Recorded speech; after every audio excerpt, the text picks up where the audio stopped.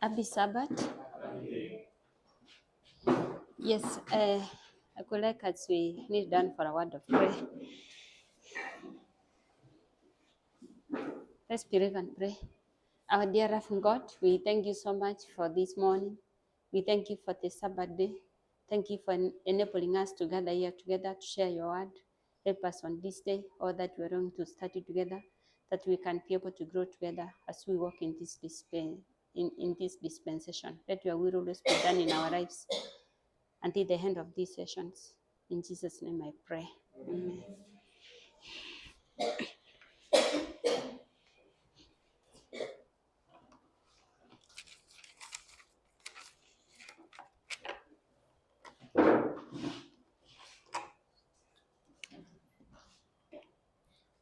Yes, happy Sabbath once again.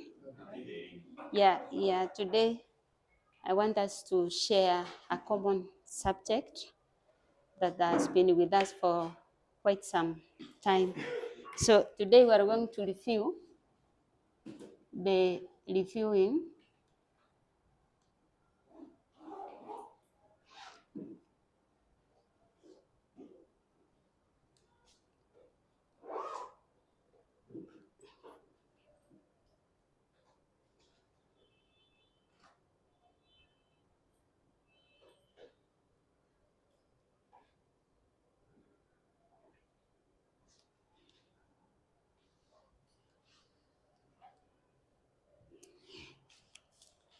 uh, so, so that's what I've chosen that we want to share today.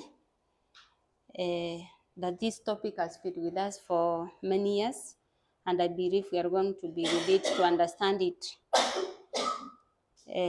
for even in this year and even in the coming days. So I could like us to open with a quote, First Testimonies 300.1.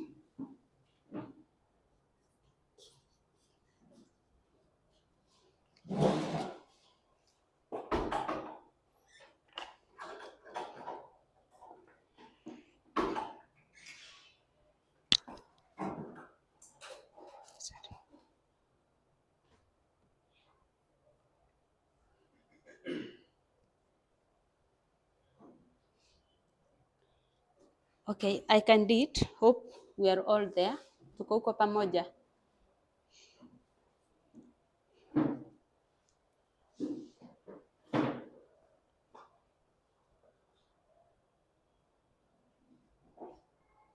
Okay, let me read. It says, the only saved now is to search for the truth as revealed in the Word of God. As for each treasure, the subject of the Sabbath, the nature of humanity, and the testimony of Jesus are the great and important truths to be understood. This will prove as an hunger to hold God's people in these perilous times. So, in that quote, Ellen G. White is telling us that the subject of the Sabbath, so we have the one, the subject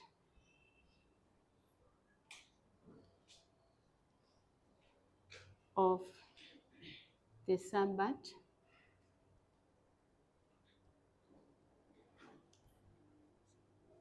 the nature of humanity,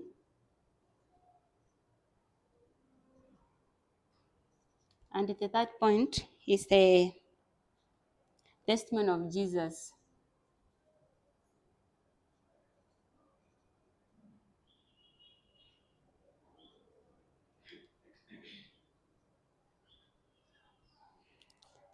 Which is the spirit of prophecy, in short, if I understand it well.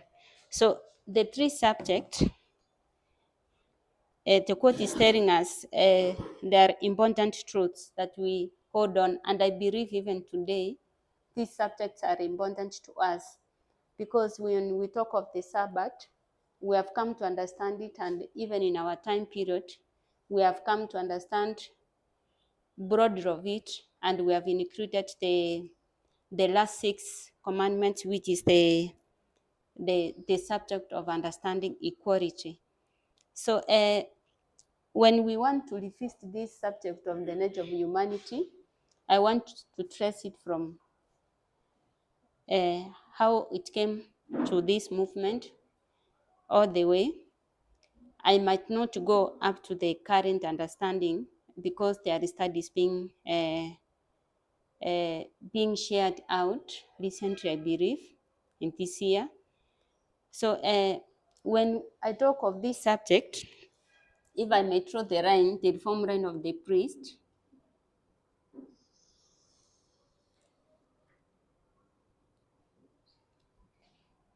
so this line, the line of the priest, this fractal, we all understand that it began in 1989, which was the time of the end. Every reform line has got 5 waymarks, and we all know that the second waymark was 2001, the Sunday row was 2014, and then the cross of propulsion was 2019, and then it ended with 2021 as a cross of propulsion. So this was the period of the ploughing. We talk of the early rain, the latter rain, and this was the period of the harvest. So in this dispensation, this is where the start of the nature of humanity came in. The increase of knowledge was 2016,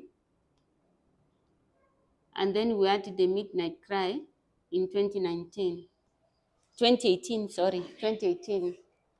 So we all understand that just before the midnight cry,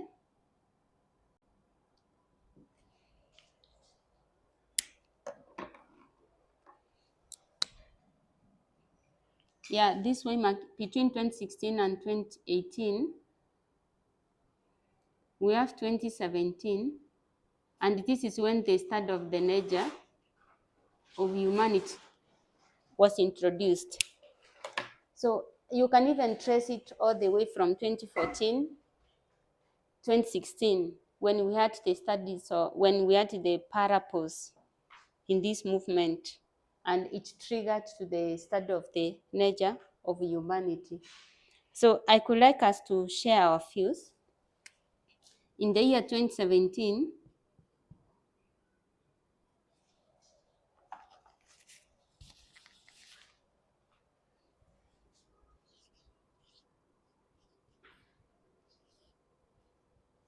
what did we understand about the nature of humanity? What are the key points? It is threefold.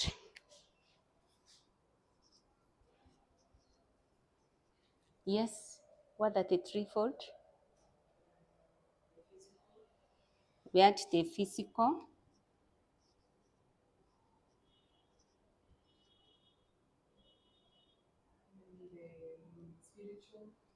we have the spiritual, which can also be called moral, isn't it? Yes, or the will. And then we have the intellectual.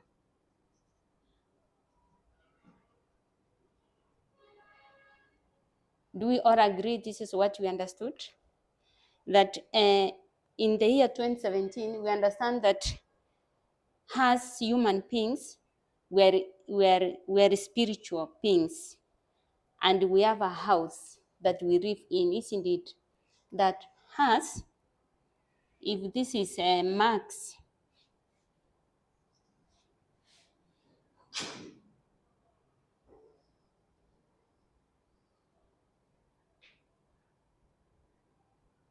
I'm not a good artist.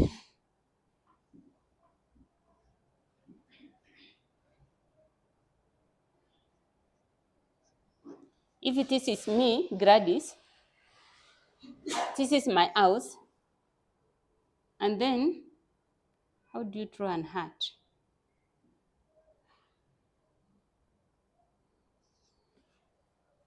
This is me or us. The quote, Ellen G. White quote says that we have the us, And then we have the house. As in, when you have an house in the natural setting,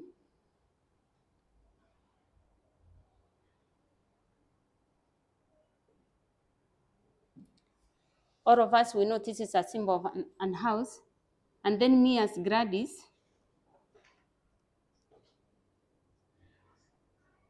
I can choose to stay in this house. So there is an house, and then there is Gladys inside, or us. So as human beings, we're spiritual. And then we have an house. We live in a house. So so the threefold that Joy has told us, the physical, the spiritual, and in the intellectual. And then we have an house. So the earth is the threefold, isn't it? So this physical,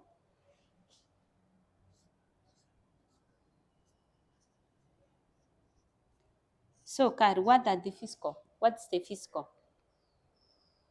I think in this context, Mm. like emotions. Emotions, yes.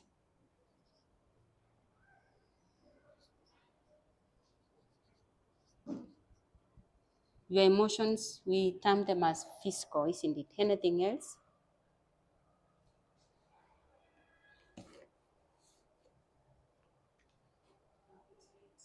Appetite, yes.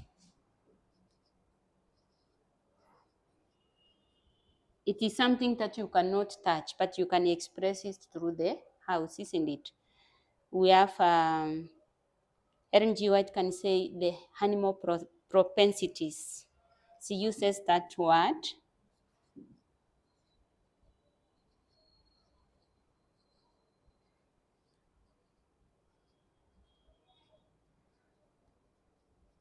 So, what's the spiritual?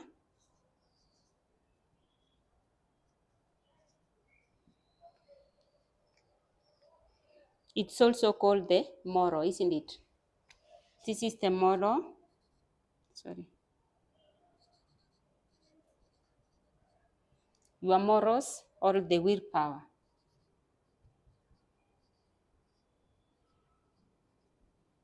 And then we have the intellectual,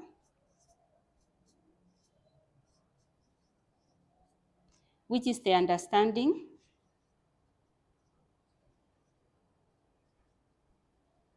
The knowledge that you can have.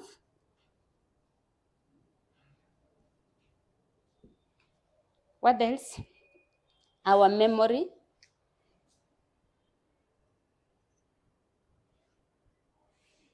So there were so many quotes. I think we all know them, that I don't want to talk about them. We have quotes like healthful living. Let me write them here. If you want to understand this, where we deliver this summary from. One is healthful living 13.5.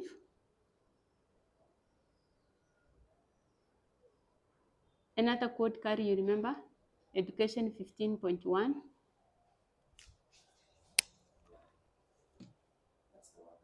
Oh, you know Education 15.1. We have AH 127.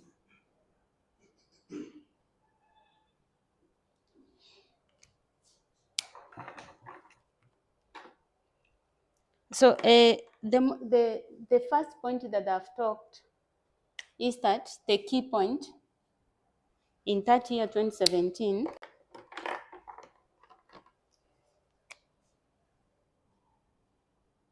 am I the one who does not use the pencil? I use the black. Okay, thank you. So we are spiritual beings in a house. We are spiritual beings in a house. That's the key point in those studies of 2017. And then another key point that I found in 2017, we said that from these quotes, when you read them, Ellen G. White will say that, what does he say about the willpower?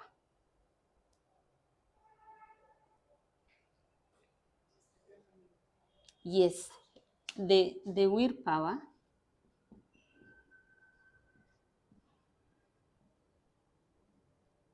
is the governing.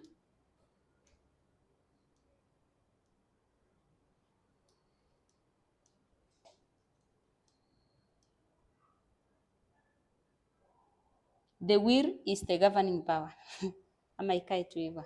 The willpower is the governing principle, if I can say so.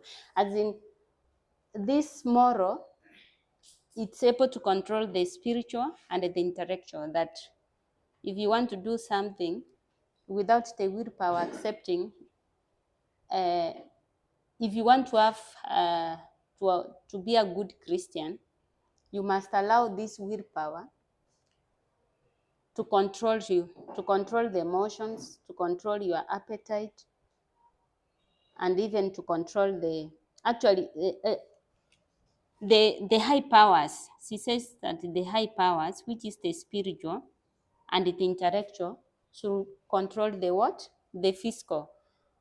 So another way she puts it, if I may expand it, it is threefold and also twofold. Twofold.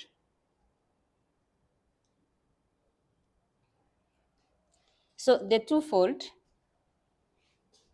this one here, is the high powers,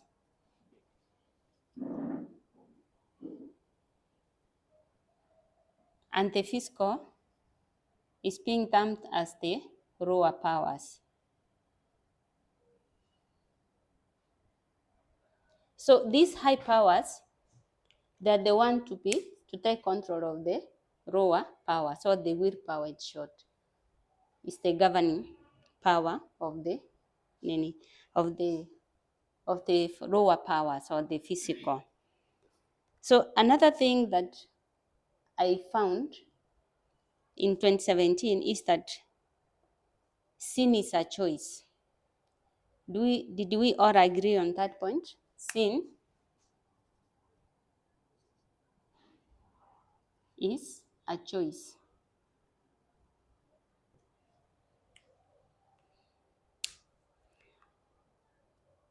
Because if someone sins, you choose to do what? To sin. You choose to sin. It's not something natural in us.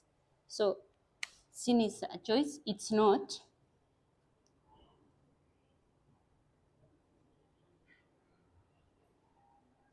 innate in us. And then expounding on this point, so we came to understand that, a sinful nature is not sin.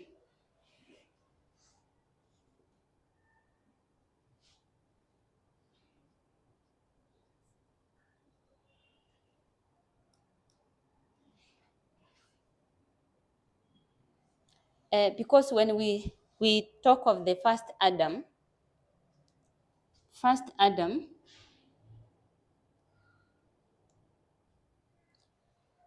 the nature of first Adam was sinless. The nature was sinless.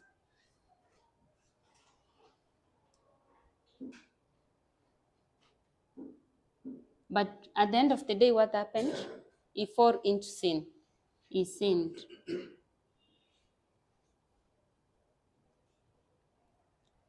And when we talk of Christ or the second Adam, let's talk of Christ. What was the nature of Christ? He took the nature of sin, isn't it?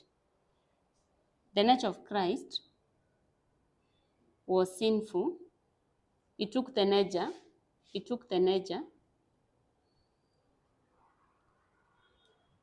that was sinful,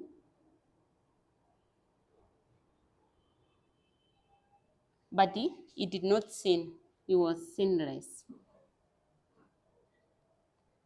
So the conclusion I found from there is that actually there's no difference between sinful nature and sinless. There's no difference.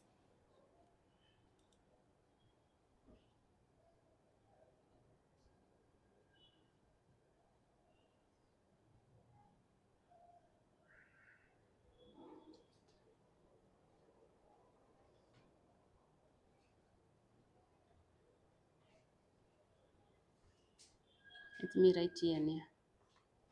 Sinless nature.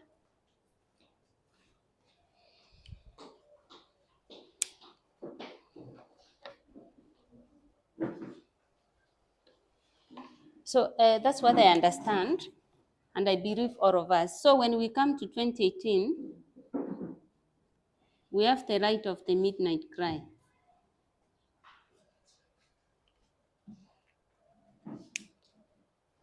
Uh,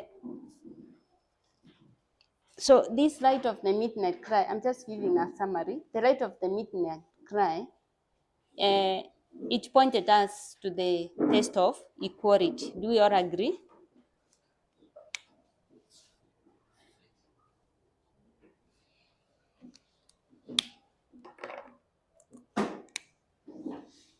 It showed us that the test is equality.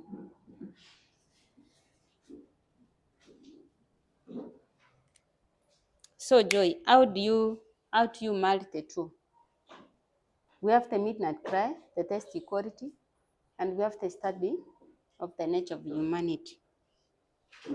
How do you relate the two? Okay, she's still thinking about it. Anybody else? Sadi?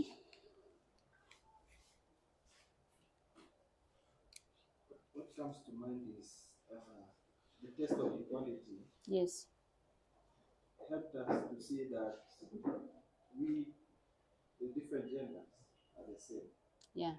How God created us is the same. We might have differences in physical attributes, but how we think, how we feel is similar. Okay. So it helps us to understand better the humanity. Maybe when we say our spirituality or our physicality. Okay. Is it the test of equality that helped us understand the nature of humanity? Or is it the nature of humanity that helped us to see our equality? You said equality helped us Understand? the nature. Yes. Okay. Who has a different view? Sorry? I'm asking, we have 2018, the midnight cry, and the midnight cry came and showed us that the test is equality. Okay, it pointed us to the test of equality. Not that we were not able to understand, but it clearly showed us that the test that we have in our time period is equality.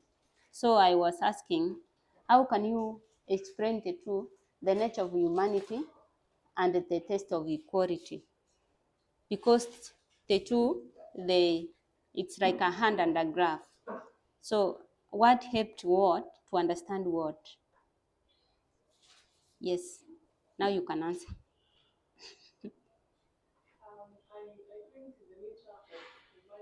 Yes.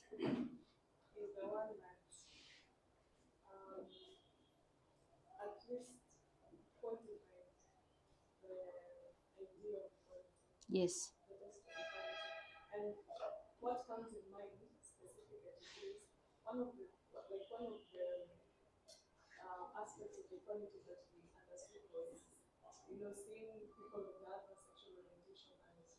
Yes.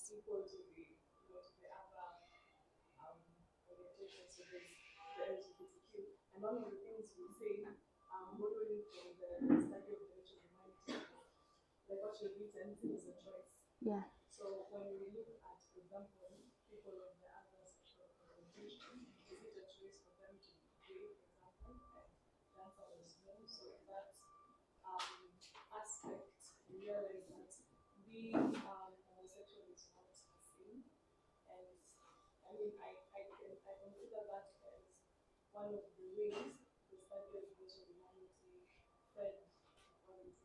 Okay, sure, I agree with you. Anybody else? Yes, Sabina.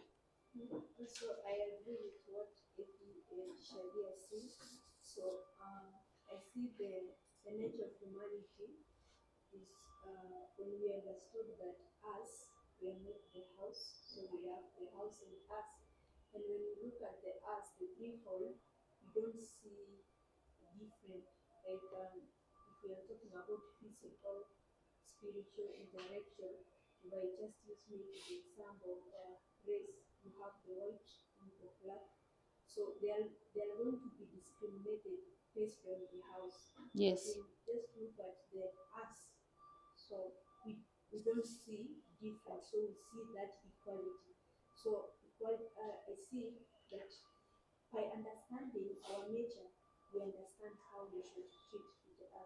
Okay, sure.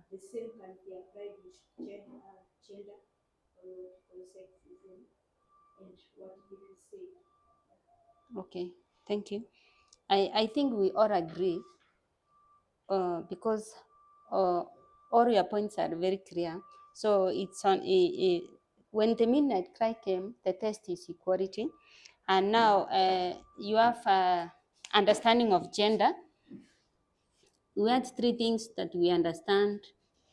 We have gender, we have race, and we have homophobia. Homophobia. Is that the way we write? Homo. P-O. Okay. Okay, yeah. So we had three days things that we understand when the midnight cry: gender, race, and homophobia. And especially we used to throw the line of restoration, if I remember well, for gender. We used to trace it from all the way from Genesis up to our time, the Mirrorite and our time. Race also. And for example, when we talk maybe of heterosexual, if this is a woman,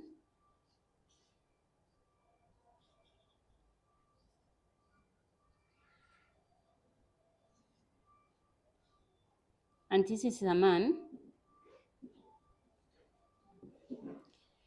the house is quite different.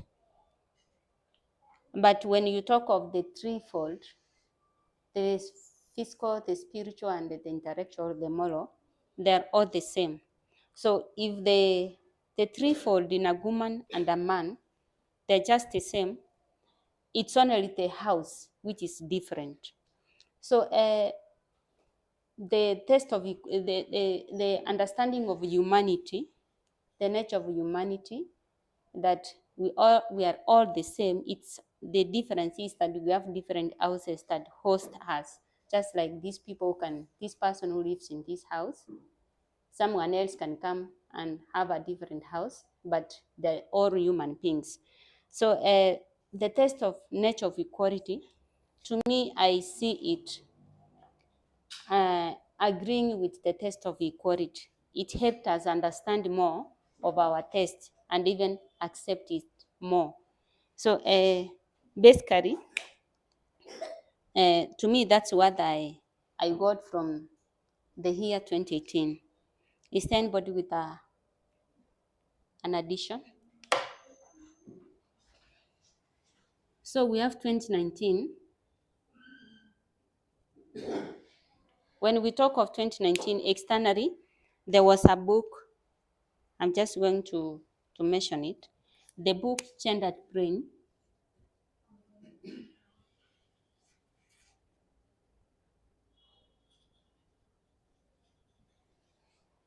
There was a book that we were encouraged to read. It's the writer is Gina. A book. Who knows the writer? Joy, do you remember the writer? Yeah, that word. Gendered brain. I think this book, it debunked the understanding of even scientists. The way people used to argue that boys have got maybe a different brain as compared to girls. So it debunked that idea that there is nothing like that. A brain is a brain. You can't say that the brain of a woman and the brain of a man is quite different. Nor can you say the brain of an homophobia or the brain of a black person or the brain of a white person is quite different from that brain of someone else. So when you come to the studies in 2020, so we have 2020.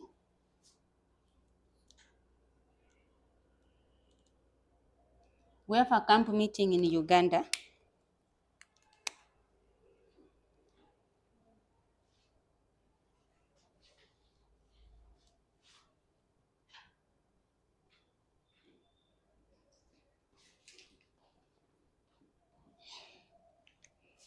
I remember most of us attending that camp meeting.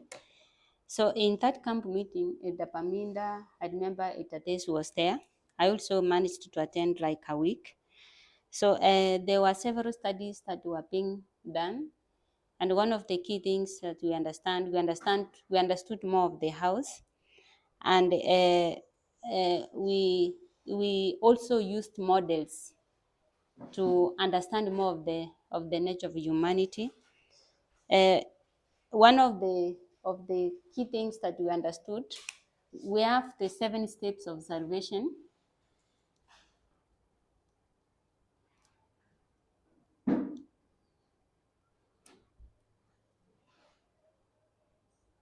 We have the 7 steps of salvation. I believe we all know them.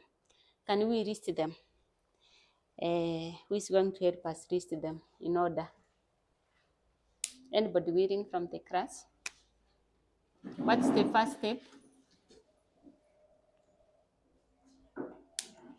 Conviction, yes.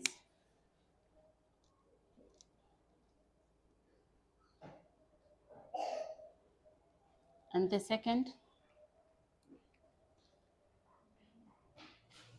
Uh, Festus, the second step. Give us the second, third, fourth, up to seventh.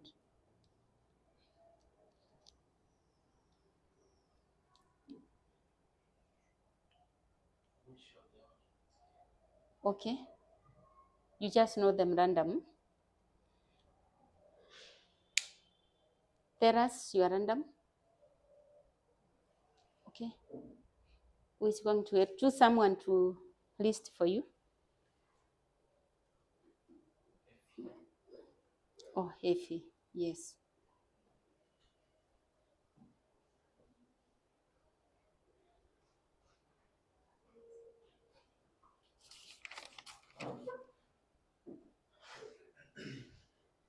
The first one is conviction. The second one?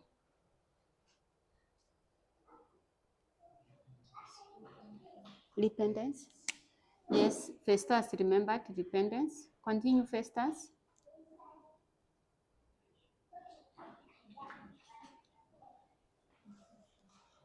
Confession. Someone has helped you. Confession. Then we have confession.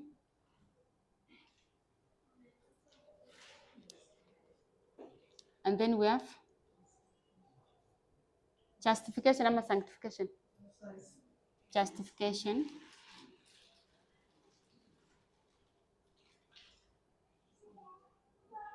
Then we have sanctification.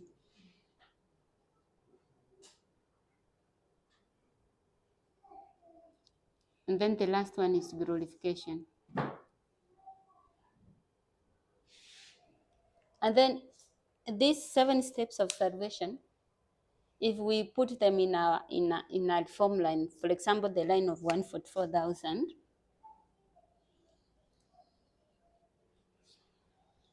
if this is 1989, our time of the end,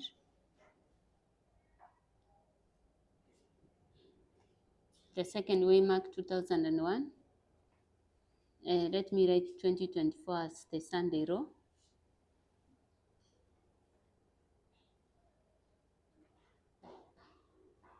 and then we have a COP in the near future, the second advent. So So there is a way that we put these 7 steps of salvation. You can't separate them from the. This is the, I can say, the line of agriculture model. This line, whereby the first dispensation is plowing, early rain, latter rain, and then harvest. We say that in 1989, at the time of the end, this is whereby we have conviction as a movement. We are being convicted of our sin, the way we read the Bible, we understand line upon line as the only methodology that can help us to understand Daniel 11, verse 40, and it shows that we are in another dispensation. Once we get convicted, in this second waymark, we mark as the waymark of repentance,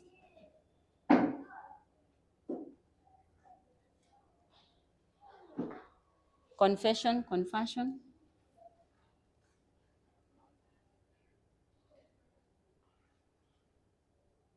confession, justification.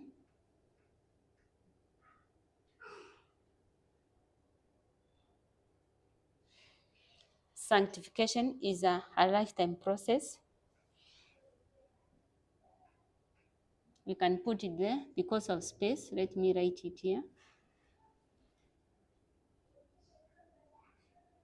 And then we have glorification. So from this way mark, all the way you can mark it to COP if you wish. We have glory 1, and then this glorification,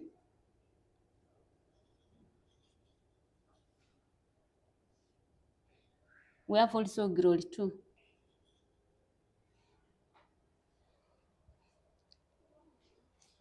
I'm not sure whether you can mark it from here.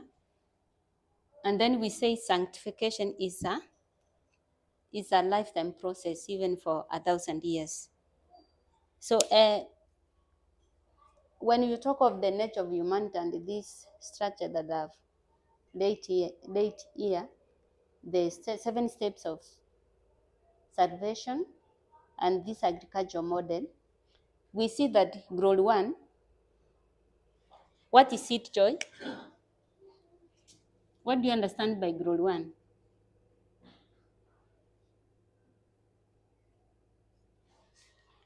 Yes?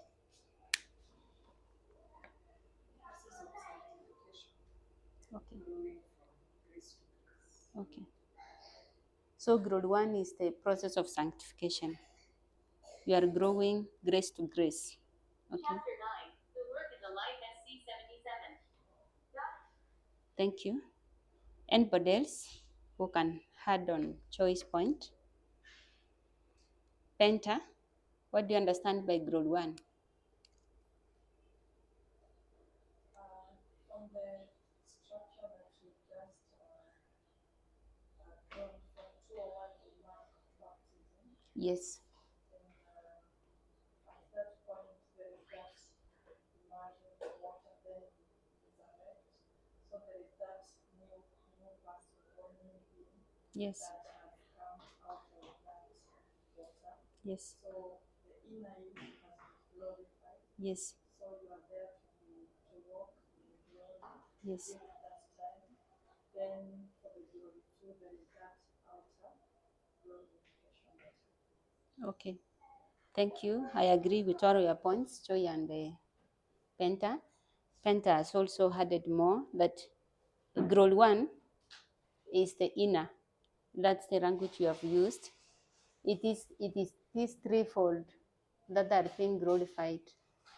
It is this physical, spiritual, or the moral and intellectual. That's what we call grade 1. And then we talk of grade 2 at the second advent. It's now this house, the house, which is being glorified. Paul says that when Christ had come, we shall be all changed and be caught up with the righteous who shall be resurrected, and all shall ascend to heaven. So at this waymark, the second advent, I tend to believe it can start from the cross of propitiation all the way, the glory maybe it will culminate there. Uh, the house shall be changed. I don't know how it will look like. And then now the entire things shall be completed because grade one, as a structural level, has begun all this waymark of 2001. And maybe other people will be joined the movement later. And even right now, there are people who are going to be baptized, but they're still with us. We are still working together. So that grade one, we must receive it beforehand, before the second advent, so that at the second advent it would be a culmination of the grade two. So the nature of humanity also agrees with these structures that uh, the the threefold, the physical, the spiritual, they have to be glorified first. And all these things, these steps have to take place in us. We have been studying the 7 steps of salvation, I believe, as a movement. So when we come to 2021, I think I don't know how to use a board, but I'll try my best. 2021, let me write here. Still in the study of the nature of humanity, because we are reviewing. There is a camp in Zimbabwe. Itabaminda uses methodology and also comes with the secular terms, which is the fast brain,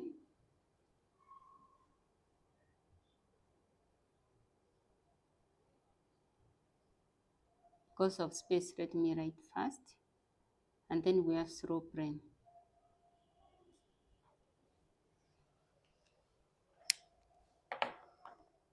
So I think there are secular times basically. So when we talk of fast brain, we have the features of fast brain. We say that it's always on.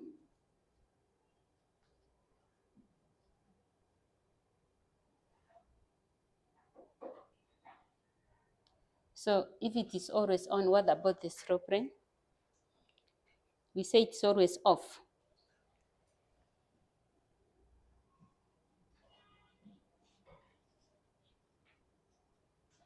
Or asleep, isn't it? So another feature of the fast brain, it is automated, it's automatic.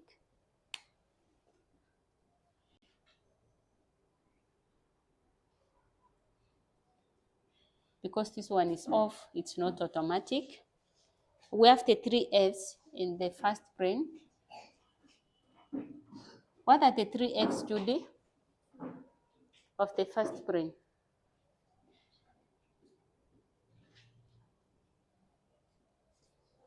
Judy, you remember them? Isabella? Yeah. You can, if you get danger, you can fight, you can freeze, or you can do what? Fly away. Unaweza kimbia.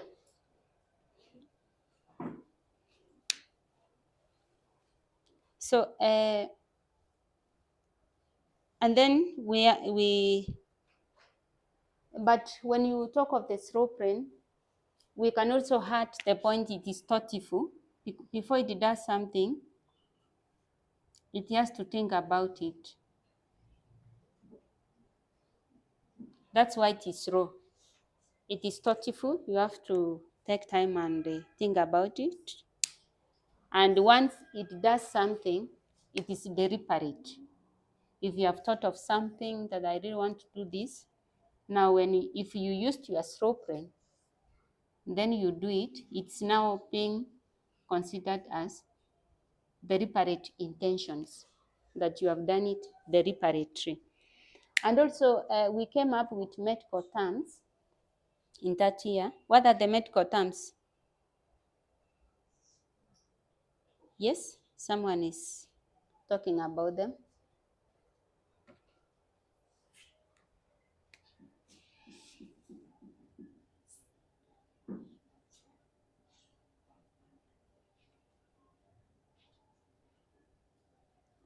We have the sympathetic and the parasympathetic, isn't it?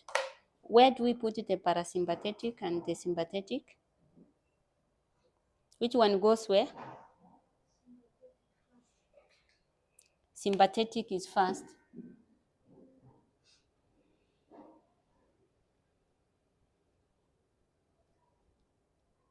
And then we have the parasympathetic.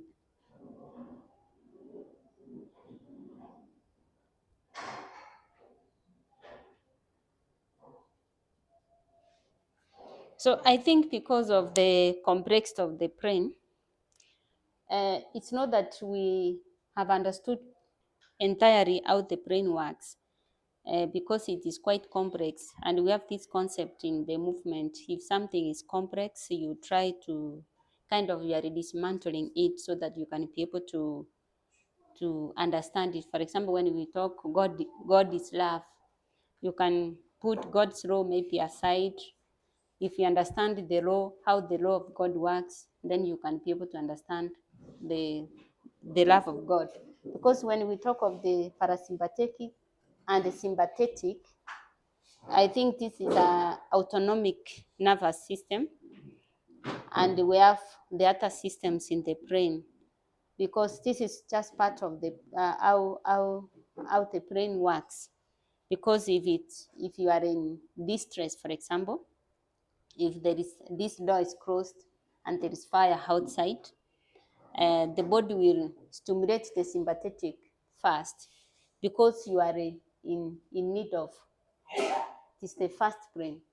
You need to freeze, or you need to fight or freeze, and you can't fight the fire, you can't freeze before the fire, so you need to fight, you need to fly away. So the sympathetic will increase maybe the production of hormones like adrenaline. You will get energy from nowhere. That's why you see some people who have never even learned, they're just, even they're sick in bed, but when they're in danger, because of the stimulation of the sympathetic, that part of the brain, it's automatic. You will just get yourself energized and you will have to run away. But when we are just like this, we are parasympathetic, we are not in danger, we are not in hurry, this system is at work. We are just through, we are relaxed, the pressure is not raised and all those things. So I think those, the secular words, now we have the secular words, we have the SOP, because Ellen G. White has come with the threefold, and also she talks of the twofold. We have now the spiritual, and then we have the secular words, the first and the slow brain, and then we have the medical understanding of how the brain works, the sympathetic and the parasympathetic nervous system. So, and then the first brain, we tried to understand it more, because it has biases. The first brain, let me right here, it has biases. What are some of the biases that we have come to understand? If we can remember them, one or two.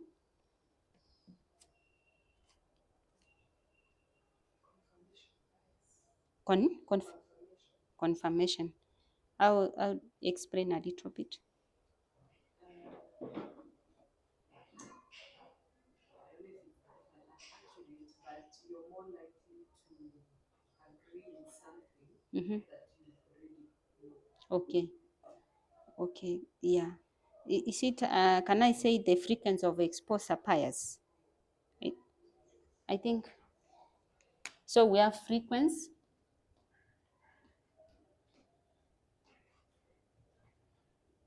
of exposure bias. So, for example, if you are in your house, there is an advertisement on the television. They keep on advertising a certain product, and they give some good quality attached to it. So when you go to the supermarket, you see that maybe maybe a drink. If you really wanted to buy a drink, you can relate. You see that you have ever heard about it, or you heard someone speaking about the positive about it. So you have that, you are accustomed about that thing. because you have the frequency to hit, just like the politician. That's what they do. When they see maybe they have like 8 months to election, they bring a lot of pictures, a lot of anything that portrays their character. They post it everywhere, the street, everywhere. So when you go to the ballot box and you are not entitled to vote for another student, if you see the poster that you are so familiar with, even at your doorstep, you are more likely to vote for that person. So we have also the status quo, which affects the first brain.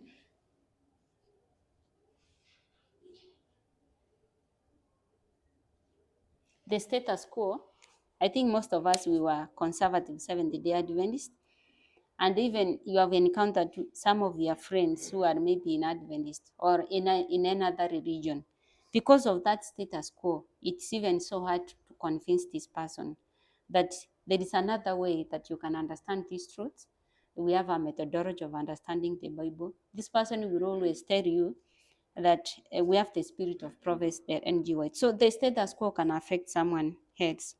So under the status quo, we have things like endowment. And let me write the word so that I cannot misspell it.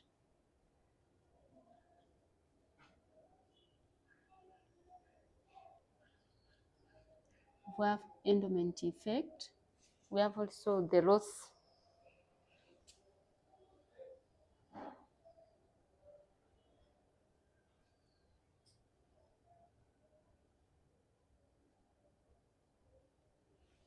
So this endowment effect, for example, you have your own property, you have your own car. These people, they tend to put a lot of value on their, just because of that ownership. It might not be of that value. Maybe it cannot cost like 1 million. But if someone comes and tells you, can you sell me this car of yours, because of that attachment to it, it's like you own it. You cannot be able to accept. We have also these laws.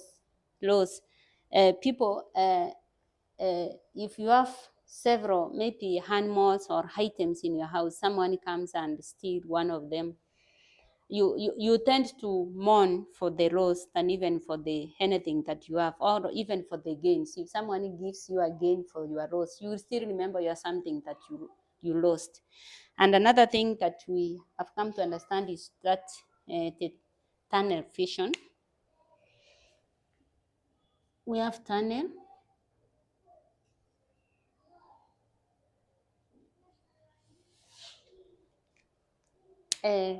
vision. We relate it. We normally say it's not all that you see that it is. For example, if you are focused on this way, some other things are on this side or on your left or on your right. Someone can tell you, no, there is something put on your light. You cannot, you are not going to accept, because your vision is so much focused, tunnel vision. Uh, Up to there, I don't know whether there is a comment or a question, because I'm almost coming to the end. So just to finish, the last one, in 2024,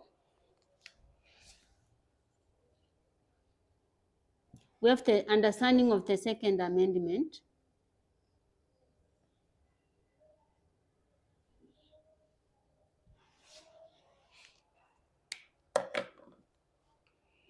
Kyle, what does the Second Amendment talk about in a nutshell?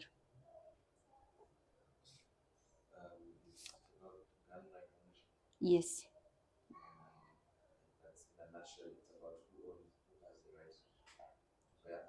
yes. Okay, yeah, you are right. It's about gun right ownership. So let me read how it states. Maybe you can Google. It states that a well-regulated militia being necessary to the security of a free state, the right of people to keep and bear arms shall not be infringed. And if I remember the studies last year have been done, and I believe all of us have watched, this amendment causes a lot of controversy, a lot of differences between the left and the right wing, isn't it? And the right wing, because of their ideologies on how they prefer freedom over equality.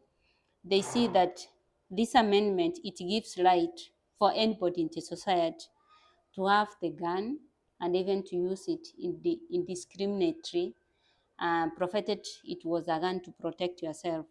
As in, you can have a gun in your house, maybe your partners as messed up with you, you can take it and protect yourself.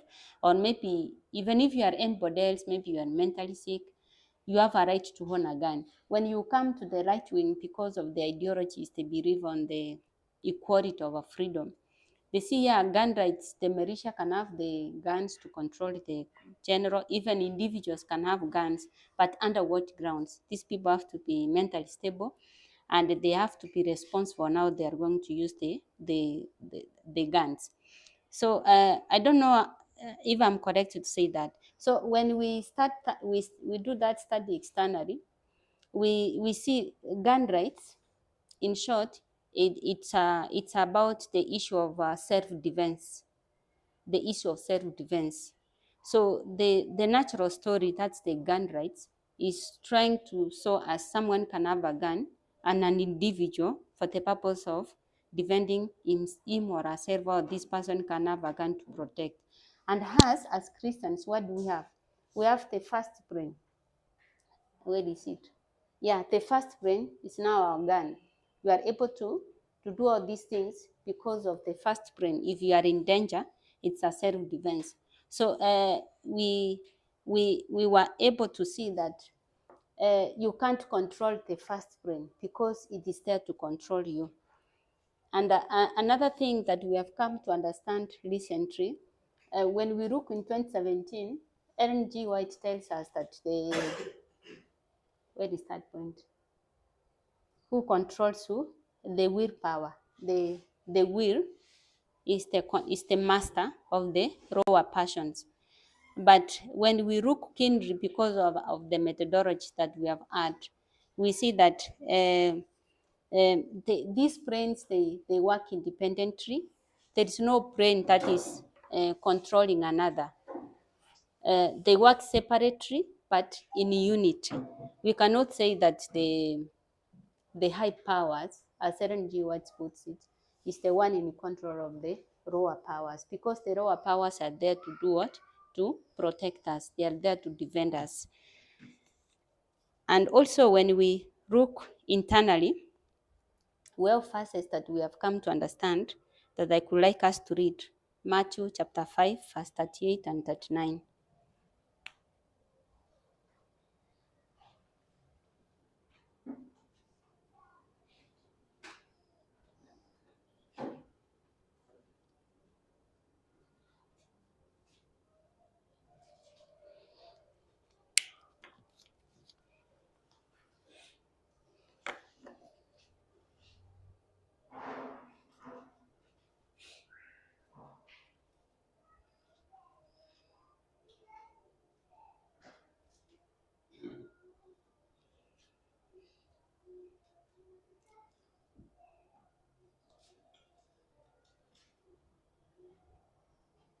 Okay, yeah, Joy, read for us.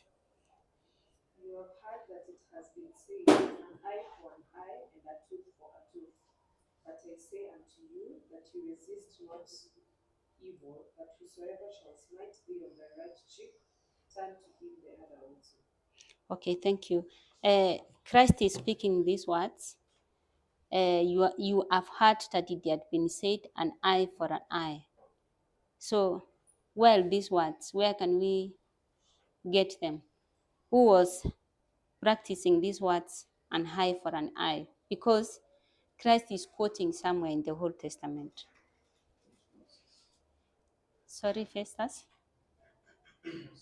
Moses is quoting Moses in the book of Exodus 21:24. We have Exodus 21, verse 24. So I think I'm correct. Those are the verses. So when you go back to the time of Moses, an eye for an eye. Uh, these were the laws that they were going to observe as they were going to Canaan, the statutes that they were to follow. So in Canaan, once they go to settle there, once someone has done something, a mistake, for example, maybe you have stolen, the punishment that you were supposed to get was supposed to be equivalent to the crime that you have done what? That you have done. So it was a judicial statement. And then it says, but I say unto you, you that ye resist not evil, but whosoever shall smite thee on thy right cheek, then to him the other also. So I tend to think these verses, people can misquote it, and you get it. Those people who read the Bible literally, they tell you if someone has done for you something wrong, you don't have to revenge. They use these words to defense to define that revenge is bad. You don't have to revenge if someone has done something bad to you. But these words, this key verse is not talking about defense, yani revenge in short. It is actually a judicial statement, because in that time period the Jews were under the authority of the Romans, and Christ was actually advising them, if since you are now under the authority of the Romans, you don't have to resist, you have to accept whatever you are, so that you can be on the same side. But what we see in that story, I don't have a space to write, is that they resisted, and that's what happened in 70 AD. There was a destruction of their city. The city of Jerusalem was destroyed. So also externally, when we look at the war in Israel and Gaza, we have come to understand that as far as you have these things that you are using them as your defense mechanism, there is what we call that you can do what? You can weaponize. There is a keyword. People can weaponize. Let me write with red.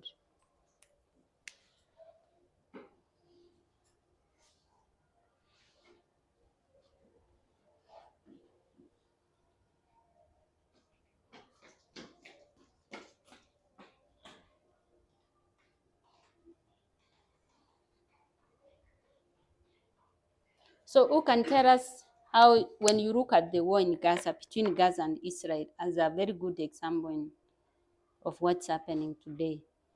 Who has, yes. How can you see self-defense being weaponized in that war? Who has weaponized it? Effie? Israel. And what? And Netanyahu particularly, yes? Yeah. I mean, the argument that Israel often gives for the kind of the level of attack they cause on that street, but also resist how they react to the situation is that they are hoped that the terrorist group is trying to cause harm to them, and therefore they're doing self-defense. Yes. Okay, thank you. Yeah, thank you because of time. I tend to think we all agree that Netanyahu or Israel is using the self-defense, and they are really weaponizing it. So it's also a warning to us that people can weaponize self-defense and use it excess-free. As far as it's good that it can defend you, we should not go to that ditch of weaponizing it in in the in the sense that we are using it to defend ourselves. So I tend to think because of time, that's what I wanted us to consider. We were looking at the nature of humanity, and we have gone through the years from 2017. Where do we understood? We understood the threefold and then the twofold, that we are spiritual beings who live in a house. We have the willpower, which is the governing power, or the high powers that are controlling the lower powers. And we understood that sin is a choice. and sinful nature is not sin. And we have seen all these things in 2017. Coming to 2018, we were able to understand the study of nature of humanity, and enabled us to understand more of equality. Also, externally, we have looked at gendered brain, the book Gendered Brain. We have talked of the Second Amendment. And then also, we have seen that the last point that we have talked is that we should be careful not to fall on the other ditch of weaponizing self-defense. Unless there is a question, I think I can finish there until maybe another time. Thank you. Sadi tuombe.